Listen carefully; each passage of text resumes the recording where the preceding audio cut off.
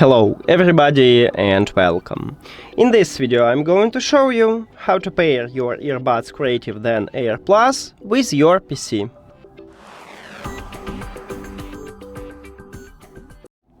You have to start by press one time the Windows button on your keyboard and then write Bluetooth. If you see Bluetooth on other devices, you need to press this line or click Enter.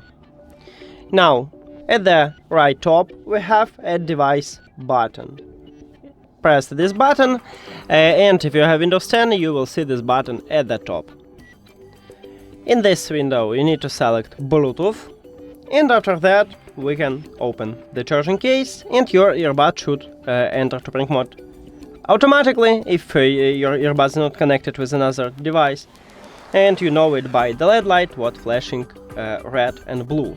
We can also enter to prank mode manually by press and hold connection button what located near to the USB-C port. So you press and hold this button until the LED light start flashing red and blue. Here we go, and we just enter to prank mode manually.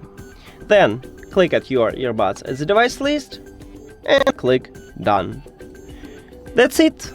Thank you for watching this video. If you found it helpful, please consider subscribing to the channel and leave the like on the video. See you later!